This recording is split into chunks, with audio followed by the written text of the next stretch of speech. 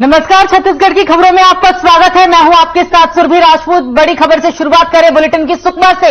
बड़ी खबर इस वक्त की, नक्सलियों की बड़ी साजिश नाकाम। सीआरपीएफ 223वीं बटालियन के जवानों ने की है इस साजिश को नाकाम। चिंतलनार इलाके से बरामद किए गए स्पाइक होल, कोताहुडा से 73 स्पाइक होल बरामद किए गए। बता दें आपको कि लोहे और लकड़ियों के इसमें नुकीली छड़ भी बनाई गई थी। बड़ी और अहम जानकारी आपको इस वक्त की हम सुकमा से बता रहे हैं, जहां पर नक्सलियों की एक बड़ी साजिश को नाकाम किया गया है। सीआरपीएफ ने चिंतलनार इलाके से कई स्पाइक होल को बरामद किया। यह भी बता दें, जो खबरें आ रही है उसके मुताबिक लोहे और लकड़ियों की इसमें नुकीली छड़ भी लगाई गई थी। बड़ी साजिश को नाकाम किया है सीआरपीएफ 223वीं बटालियन ने इस साजिश को नाकाम किया। साथ ही सीआरपीएफ ने चिंतलनार इलाके से कई स्पाइक होल भी बरामद किए। कुल स्पाइक होल की जो गिनती है वो 73 लगभग बताई जा रही है। 73 स्पाइक होल बरामद किए गए हैं। सीआरपीएफ 223वीं बटालियन के जवानों ने इस साजिश को नाकाम किया है। बड़ी और अहम जानकारी, बड़ी खबर आपको इस वक्त की बता रहे हैं। तस्वीरें हम आपको इस वक्त की दिखा रहे हैं सीधा सुकमा से, जहां पर एक नक्सलियों की बड़ी साजिश को नाकाम किया गया है। बता दें आपको 73 स्पाइक होल को बरामद किया गया। यह भी बताया जा रहा है कि यहां पर लोहे और लकड़ियों की नुकीली छड़ को नक्सलियों के द्वारा लगाई गई थी। हालांकि अगर नक्सली अपने मंसूबे में कामयाब होते तो आप खुद ही अंदाजा लगा सकते हैं तो कि तस्वीरें यहां पर किस तरह की होती और क्या कुछ उपद्रव नक्सली मचा सकते थे। सुकमा से बड़ी खबर, नक्सलियों की बड़ी साजिश को नाकाम किया गया है।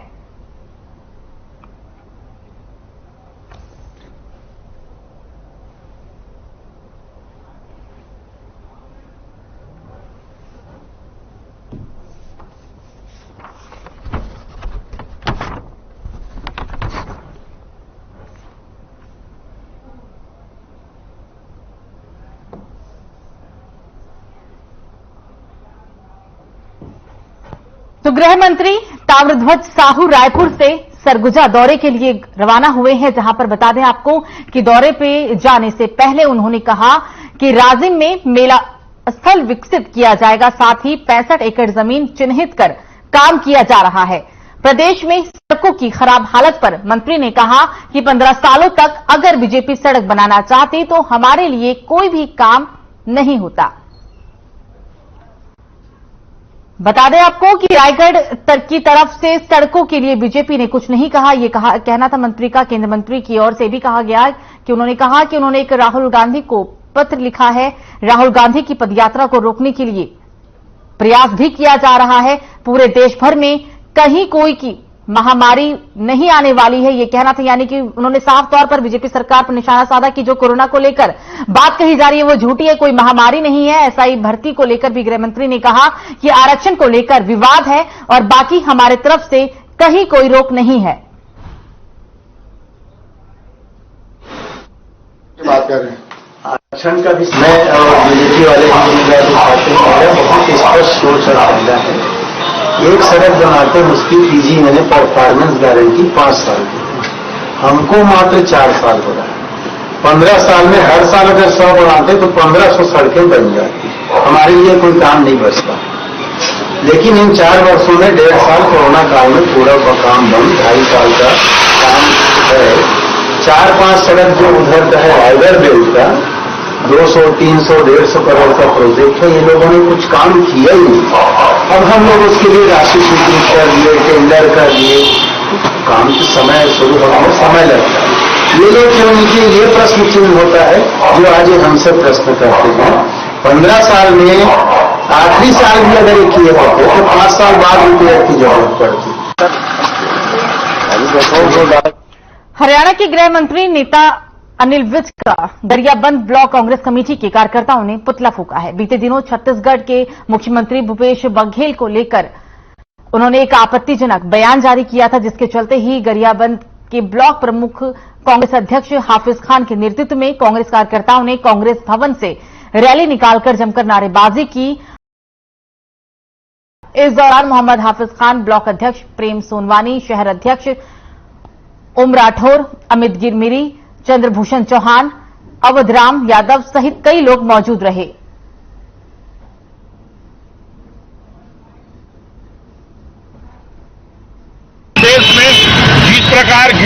हरियाणा के अनिल विज द्वारा हमारे यशस्वी मुख्यमंत्री भूपेश बघेल का जिस अभद्र टिप्पणी किया गया उसी के आते हुए हम लोग आज उनका पुतला दहन किया।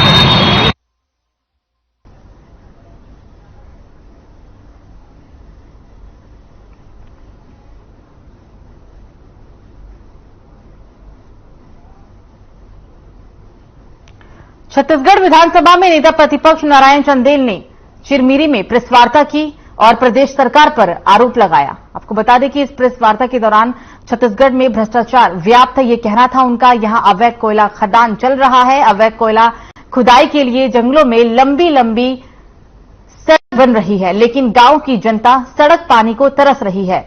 चिरमिरी क्षेत्र में कबाड़ का परिवहन और अवैध कारोबार चल रहा है। चंदेल ने यह भी कहा कि मनेन्द्रगढ़ में अवैध शराब का धंधा चल रहा है। नेता प्रतिपक्ष के अनुसार छत्तीसगढ़ की जनता परिवर्तन चाह रही है।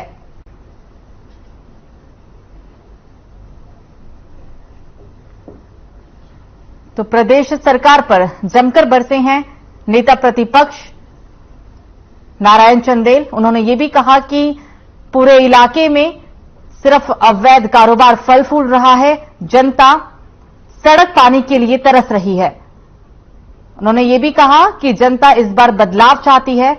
पानी सड़क को लेकर कहा कि सिर्फ और सिर्फ इस सरकार में अवैध कारोबारियों का विकास हुआ, अवैध कारोबार फल फूल रहा है। उन्होंने अवैध शराब के धंधे का भी जिक्र किया। प्रेस कॉन्फ्रेंस के दौरान जमकर मौजूदा सरकार पर बरसते नजर आए नेता प्रतिपक्ष नारायण चंद।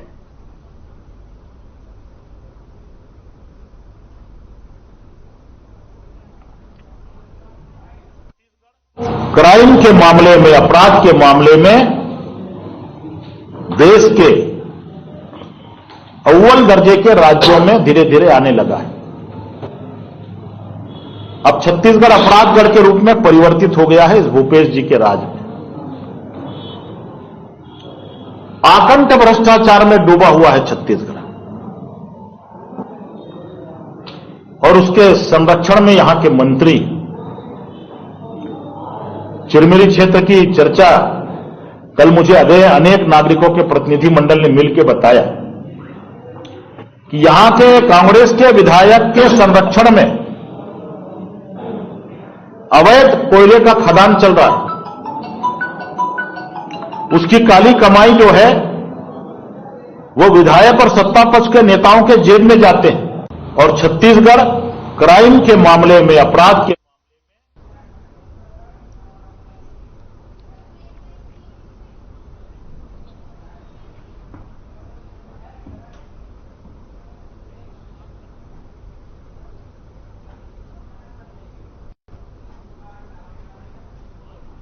फिलहाल एक छोटे से ब्रेक के लिए रुक रहे हैं। ब्रेक के बाद भी खबरों का सिलसिला जारी रहेगा।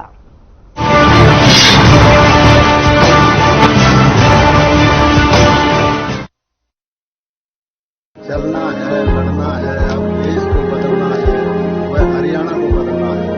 नमस्कार साथियों, मीडिया में वासी व हरियाणा वासी, जैसे कि आप सभी को पता है, राहुल गांधी जी की भारत जोड़ो यात्रा 21 दिसंबर को हरियाणा में प्रवेश करेगी।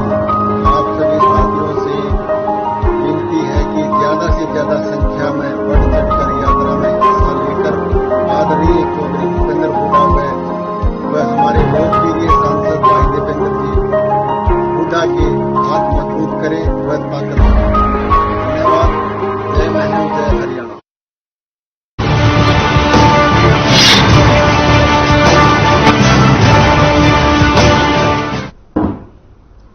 ब्रेक के बाद एक बार फिर से आप सभी का स्वागत है। खबरों में आगे बढ़ेंगे। बीजेपी प्रत्याशी रतन कोसे ने मंडल अध्यक्ष अमित जैन, नेता प्रतिपक्ष अमित छाबड़ा सहित सभी बीजेपी पार्षदों और पदाधिकारियों की मौजूदगी में नामांकन दाखिल किया। बीजेपी ने भी शक्ति प्रदर्शन करते हुए रेलवे इंस्टीट्यूट के सामने रैली निकाली, जो रेलवे चौक गोल बाजार होते हुए तहसील कार्यालय पहुंची, जहां पर निर्वाचन अधिकारी के समक्ष उन्होंने अपना नामांकन दाखिल किया। नामांकन प्रस्तुत करने के पूर्व वार्ड नंबर 6 में आयोजित सभा में कांग्रेसियों ने कहा कि वार्ड की जनता ने 3 साल पहले नगर पालिका के आम चुनाव में रमेश लिल्हारे को चौथी बार अपना पार्षद चुना था। उनके निधन से रिक्त हुए इस सीट से समस्त वार्डवासियों और कांग्रेस जनों की सर्वसम्मति से उनके भतीजे कृष्णा लिल्हारे को कांग्रेस उम्मीदवार बनाया गया है।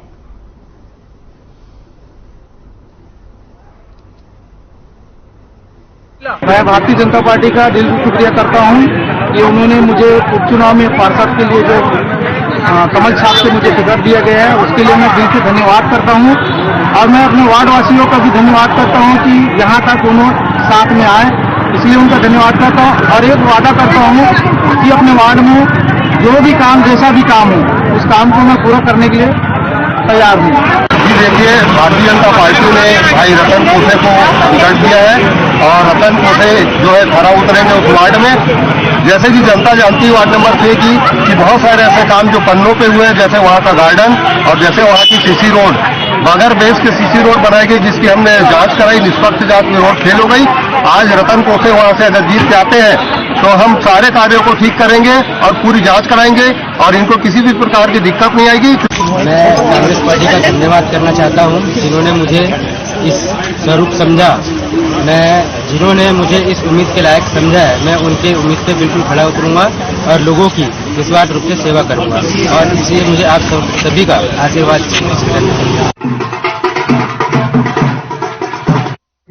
काम करी, विकास करी, आप लोग केवल आप लोग बनाना है तो सपना भी पूरा हो जाएगा। और मैं चाहूंगा आप लोग कृष्णा। तो एक बार फिर कोरोना ने पैर पसारने शुरू कर दिए हैं। ओमिक्रॉन के सब वेरिएंट BF7 ने दस्तक दे दी है। छत्तीसगढ़ में कोरोना के मामले लगभग समाप्त हो चुके थे कि इस नए सब वेरिएंट को लेकर क्या कुछ तैयारी चल रही है, इस मुद्दे को लेकर हमारे सुकमा ब्यूरो चीफ ने खास बातचीत की है। क्या कुछ कहना था उनका, आप भी देखिए। सबसे हम चर्चा करने के लिए जा रहे हैं कोरोना के नए वेरिएंट BF से हमारे देश में भी चिंताएं जताई जा रही है, तो इससे आप क्या कहना चाहेंगे? देखिए, स्वाभाविक सी बात है कि चाइना से जो खबरें निकल के आ रही हैं वो काफी गंभीरजनक है और ऐसे में सतर्क रहना ही एक उपाय है। और जिस हिसाब से अभी अगर आप देखेंगे तो गवर्नमेंट ने भी इसको काफी इम्पोर्टेंस दी हुई है, तो हम लोग भी इसको समझ के चलना चाहिए कि अभी खत्म नहीं हुआ है, ये हमारे आसपास में कहीं हुआ है। तो सर से फिर हमें दूसरी सवाल करेंगे। अब जो कोरोना है दहशत फैलती नजर आएगी, इसमें आप इस पर क्या कहना चाहिए? देखिए, दहशत वाली बात नहीं है। जो प्रोटोकॉल्स हैं अगर हम लोग फॉलो करते हैं तो प्रोटोकॉल फॉलो करने से काफी मदद मिलेगी। और चूंकि हमने फर्स्ट वेव और सेकंड वेव में भी प्रोटोकॉल को फॉलो करके एक सीख ली थी, तो मुझे नहीं लगता कि भय का माहौल रहेगा। बस हम अपनी जिम्मेदारियों को अच्छे से निभाएंगे तो आसानी से ये चीजें खत्म हो सकती। तो अभी सर से फिर पुनः हम चर्चा करने जा रहे हैं जो जिला अस्पताल सुकमा में हम अभी मौजूद हैं, तो इसे हम आगे चर्चा बढ़ा रहे हैं। लोगों को कैसे सावधानी बरतनी चाहिए, पर इस पर आप जनता पर क्या संदेश देना चाहेंगे? देखिए, अभी जो कल की गाइडलाइन आई थी उसमें भी जो सेंटेंस आई थी उसमें कहा गया था कि जैसे पहले और दूसरी बार किया गया था कि दूरी बना के रखें, मास्क का उपयोग करें, सैनिटाइज करें और शादी और ऐसे जो भी होते हैं समझदारी के साथ में करें। और अंतर राज्य या कहीं पे भी ट्रैवल करते हैं तो थोड़ी सी सावधानी बरती जाए उसमें। तो अभय जी, तो आपसे हमने चर्चा ये आगे बढ़ाना और आपसे खास मुलाकात में बहुत ही जिम्मेदारी बात करेंगे। तो अभी जिला अस्पताल में कोरोना को लेकर अभी BF7 जो नई वेरिएंट आ रही है और अभी जो चीन में तड़का मचा चुकी है और भारत में धीरे धीरे पहुंचने वाली है, तो जिला अस्पताल में अभी क्या तैयारी देखने को मिलेगा? जी देखिए, कंटिन्यू कर ही रहे हैं और मैं बताना चाहूँगा जैसे कि हमारे पास में पहले ऑक्सीजन बेड्स नहीं थे, लेकिन आज हैं। लगभग 75 से 80 ऑक्सीजन बेड्स हैं हमारे पास में। ICU की सुविधा है अभी हमारे पास में। वेंटिलेटर्स हैं हमारे पास में। ऑक्सीजन सिलेंडर्स लगभग 300 के आसपास हमारे पास भरे हुए हैं। और जो जरूरी दवाइयाँ हैं वो सब अभी हमारे पास में हैं। तो अभी ऐसा कोई भी चीज नहीं है कि जिसको हम कह सकें कि पहले में जो नहीं थी और अभी भी नहीं है। अभी लगभग काफी अच्छे इंप्रूवमेंट हो चुका है। हमने अभी चर्चा की है खास मुलाकात में डॉक्टर अभय तोमर सर से, तो उन्होंने अभी जनता से भी अपील करने का प्रयास किए हैं और ये जो अस्पताल की जो व्यवस्था है तो उनके बारे में जितनी व्यवस्था है उतनी व्यवस्था जो कोविड के लिए यहाँ की जो व्यवस्था है पूरी जोरों शोरों पर है और यहाँ की व्यवस्था में किसी भी तरह से कमी नजर नहीं आ रही है। जी, मैं बालक राम यादव। तो वहीं शक्ति जिले में इन दिनों अनेकों बड़े बड़े ढाबा संचालित है, जिसमें खुलेआम लोगों को टेबल पर बैठाकर शराब पिलाई जा रही है। इसकी शिकायत ग्रामवासियों ने और जनप्रतिनिधियों ने थाने में की, लेकिन ढाबा संचालकों के खिलाफ कोई भी कार्रवाई नहीं की गई, क्योंकि इसके एवज में सभी ढाबा संचालक शक्ति थाने में हर महीने 5,000 रुपए का महीना चढ़ाते हैं। इसलिए इन पर कार्रवाई तो दूर, शक्ति पुलिस आंख उठाकर भी नहीं देखती। बता दें कि इस बात का खुलासा तब हुआ जब लगातार मिल रही शिकायतों के बाद बुधवार को शक्ति एसडीओपी कार्रवाई करने के लिए पहुंचे। इस दौरान एसडीओपी ने 6 ढाबों में छापेमार कार्रवाई की, जहां खुलेआम भारी मात्रा में शराब पीते लोगों को देखा गया।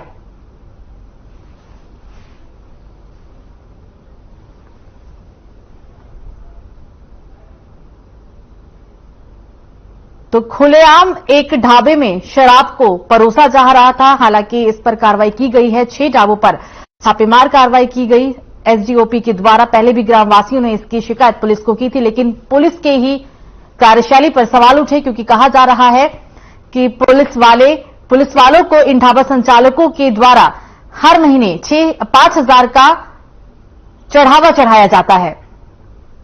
6 ऐसे ढाबे जहां पर खुलेआम लोगों को शराब परोसी जाती थी। इसकी शिकायत करने के बाद जब पुलिस ने मामले को संज्ञान में नहीं लिया, तो एसडीओपी ने कार्रवाई की और कार्रवाई के बाद इस मामले का पूरा भंडाफोड़ हुआ है। ये पूरा मामला शक्ति जिले से बताया जा रहा है।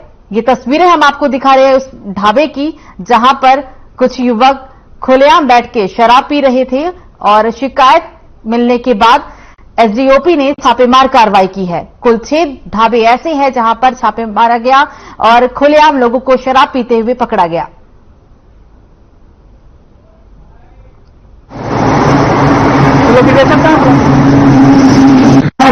क्षेत्र के अंतर्गत कल ढाबा संचालकों के विरुद्ध जो अवैध तरीके से शराब बिक्री कर रहे थे, उनके खिलाफ आबकारी अधिनियम के तहत कार्रवाई की गई है। ऐसे 3 ढाबा संचालकों के खिलाफ आबकारी अधिनियम के तहत वैधानिक कार्रवाई की गई है।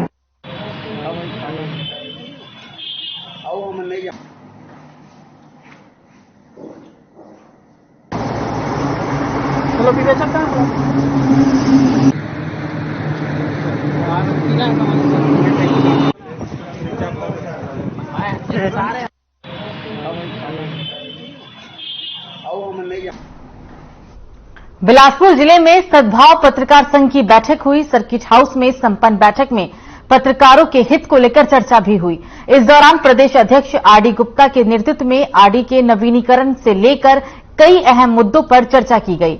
इसके साथ कई इकाइयों में नए पत्रकारों के सदस्यता के साथ सभी को अलग अलग क्षेत्र के दी गई जिम्मेदारी को लेकर भी बातचीत हुई है।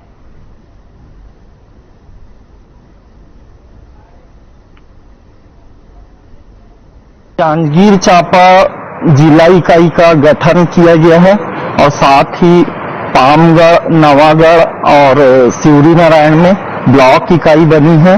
सभी नए सदस्यों को मैं अपनी शुभकामनाएं देता हूं और बहुत बहुत बधाई देता हूं। वो अपने जिम्मेदारी पूर्वक निर्वहन करेंगे। सद्भाव पत्रकार संघ छत्तीसगढ़ की संभाग स्तरीय बैठक थी यहाँ, और चूंकि नई सदस्यता और पुराने सदस्यता का नवीनीकरण के लिए अहम बैठक रखी गई थी। 9 वर्ष मिलन समारोह भी करना है पत्रकारों का, उसके लिए भी चर्चा की गई है। और साथ में जो पत्रकार राहत कोष की स्थापना पिछली बैठक में की गई थी, उसके लिए भी लोगों से आग्रह किया गया है कि इसमें अधिक से अधिक अंशदान का सहयोग करें। और ठंड का सीजन देखते हुए जनहित में और सामाजिक कार्यों में पत्रकारों को रुचि लेने के लिए प्रेरित किया गया है कि सर्दी के मौसम आ रहे हैं, तो जहां जो कमजोर तबके के लोग हैं जंगली इलाकों में, उनके लिए गर्म कपड़े और स्कूलों में जूता बांटने के लिए भी चर्चा की गई। कस्बा विधानसभा की विधायक और पूर्व मेयर मुक्ता तिलक का लंबी बीमारी के बाद गुरुवार को निधन हो गया। वो पिछले कुछ महीनों से कैंसर से जूझ रही थी, इसके चलते उनका निधन हुआ है। उनका गैलेक्सी केयर अस्पताल में इलाज चल रहा था, जहां उन्होंने अंतिम सांस ली। उनका पार्थिव शरीर आज सुबह तकरीबन 8 से 11:30 के बीच केसरीवाड़ा में रखा गया। इसके बाद अंतिम संस्कार बैकुंठ शमशान घाट में किया गया।